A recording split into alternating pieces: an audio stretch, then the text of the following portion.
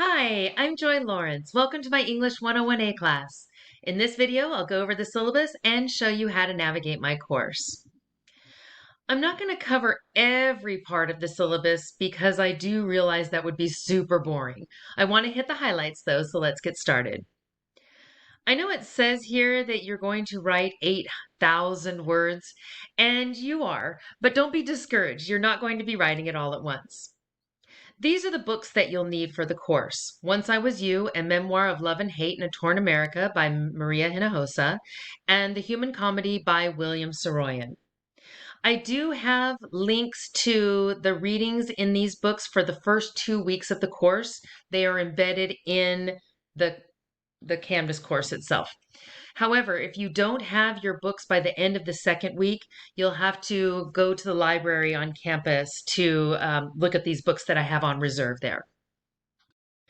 Our class textbook is a free online open resource called English Composition 1. You can find a link to this textbook on the homepage, and I will show that to you when I start the navigation for the course. All of the assignments in the first week are mandatory, and I will drop any students who don't participate in those first week assignments to make room for students who are on the wait list. If you miss one of these assignments but do not want to be dropped, make sure that you email me immediately to let me know. Every Friday, I will send out an announcement going over what we'll be doing starting on Monday of the next week. Make sure to read these announcements because there's important information in there. I think of these things like my opening announcements that I'd give at the beginning of a face-to-face class. I'll also send out a midweek announcement every Tuesday to give out additional information, go over resources, provide reminders, etc. These are the student learning outcomes of the course that you should be able to do upon completing my class. Make sure to read over these when you get a chance. You'll see these again in the course assignments to show where those student learning outcomes are being applied. Here's a breakdown of all the points in the class.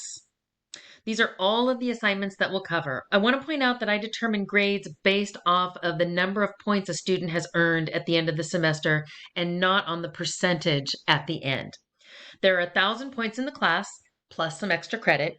So there's a total of 900 points at the end of the class will earn you an A. A total of 800 points will earn you a B. 700 points will earn you a C. 600 points will earn you a D, and 599 and below points will earn you an F. Make sure to review the submission requirements, the students with disabilities section, the revision requirements, and the peer reviews and the use of future work. Make sure that you read through this page so that you know all of these policies. Like I said, I don't want to go over every detail because I recognize that would be boring. Cheating and plagiarism. I know it's tempting. I know you get busy, but avoid the temptation to plagiarize. I do have your submissions run through Turnitin, so make sure that everything you write is your own. Also, make sure to always provide in-text citations whenever you use information that didn't originate in your own head. So you want to give the source every time you use it, and this is a good habit to get into since you'll need to do it for all of the academic essays that you write for all of your classes. Late work. I don't accept late work. I know that things happen and life sometimes doesn't cooperate with our deadlines, and that's why I have extra credit assignments. My late work policy is in place to help keep everyone in class on track and the class running smoothly. To make sure I'm fair, I don't accept late work from anyone. To keep from penalizing you, I balance this policy out by offering up an abundance of extra credit. Really, I do have a lot of extra credit in this class. I will show you where that is when we navigate the course. I also want to point out that almost everything will be open starting on the Friday before classes begin. And the only things that will remain locked are the discussions, the midterm, and the final presentation. The discussions are locked until the Friday before the week they'll be held, and I do this to try to have discussions in as real time as possible.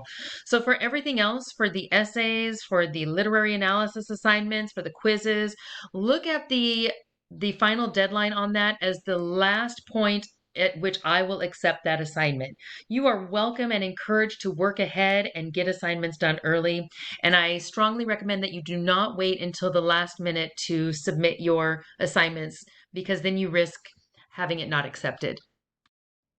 Make sure that you take a look at the attendance policy and the drop deadlines. And if this is not a good time for you to take this class, then make sure that you drop the class before the deadlines so that you, for example, don't have to pay for the class if you drop it before September 2nd.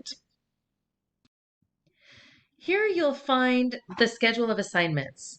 I don't change due dates and I don't move assignments around, so you can feel secure that these deadlines will remain the same.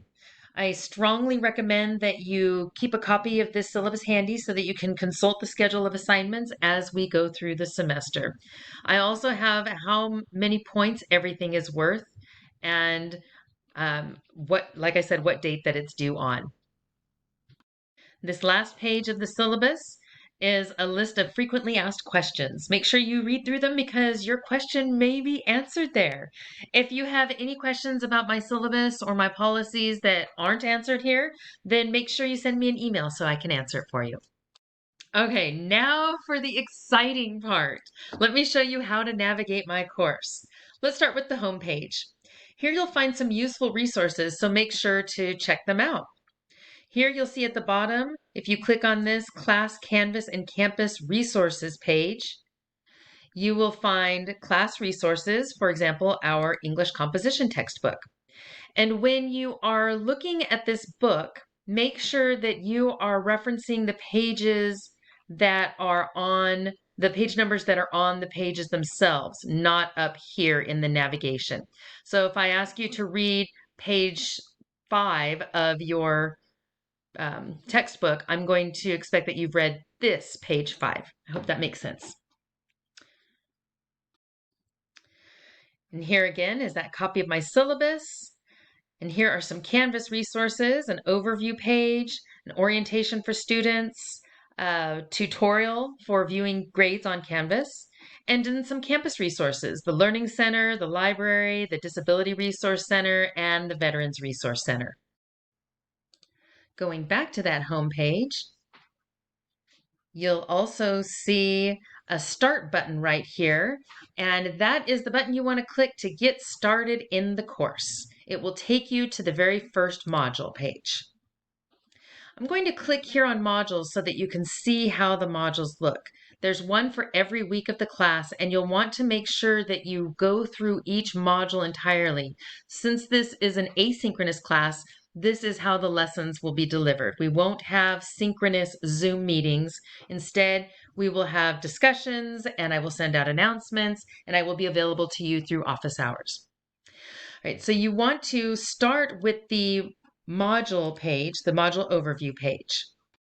Every module starts with an overview page to give a little information about what you'll be working on for each module. Once you enter a module, you should keep clicking the next button to progress to the next page. And if you want to get out of that page, that module, then you can click on this modules button over here in the navigation menu. While we're here in the modules, I want to show you the extra credit module. It is here between the modules for week 4 and week 5.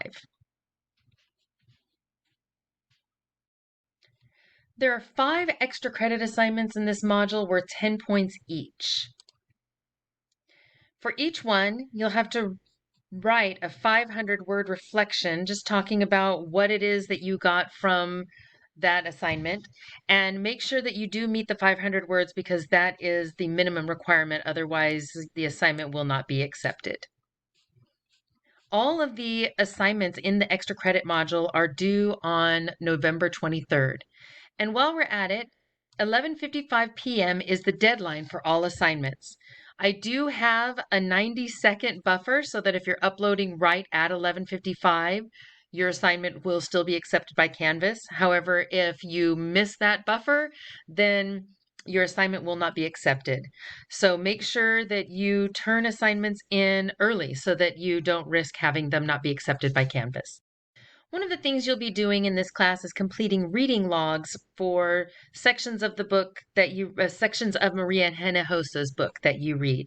So I want to show you here in the second module, when the reading logs are introduced, I have this reading log expectations of what I expect from those.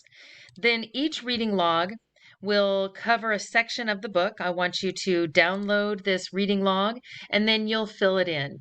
Now, if you're having trouble with this template, I will take this information. If you just typed it out on a Word document, I would still take that information. So if you're having trouble with this template, then you can submit the information that way. Just make sure that you include the quotes and you include all of the information.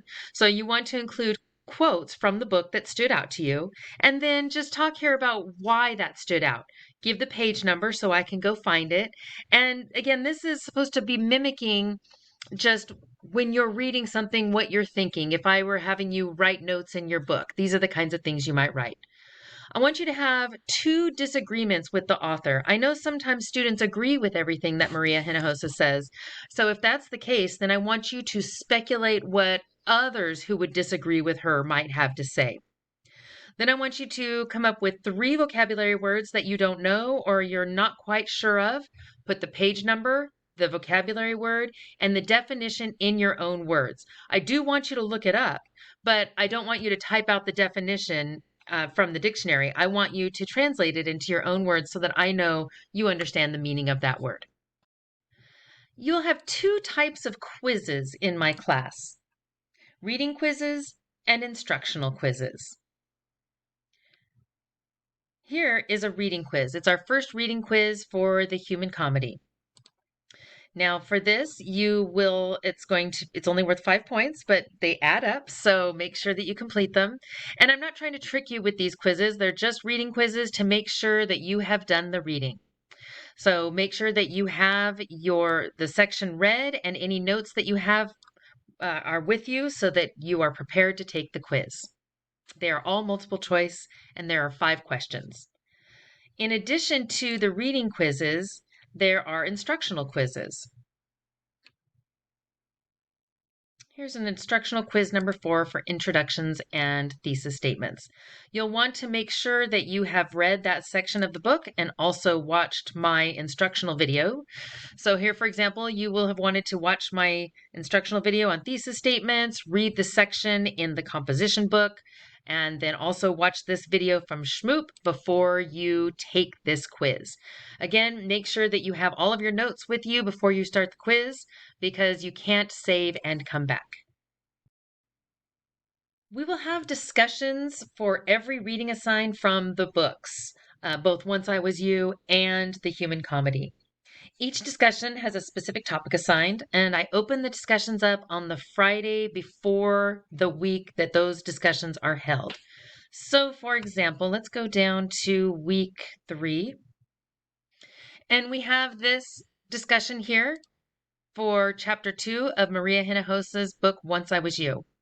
Here you'll see the topic for discussion, and I give you the reminders of how long the submissions need to be and how many you need to do. This discussion, again, would open up on the Friday before the week that it's due. So the Friday of week 2, this would open up for you to start participating. Make sure that you do cover both days. So for this one, for example, your original post would need to be completed by 11:55 p.m. on Tuesday, and your 2 follow-up responses need to be posted by 11:55 p.m. on Wednesday. You can also take a look at the rubric so that you can see what the expectations are for the discussions and how you'll be graded. Well, I think that's it. I think that about covers my syllabus and course navigation. If you have any questions, send me an email so I can answer them. Thanks for watching, and I hope you have a great semester.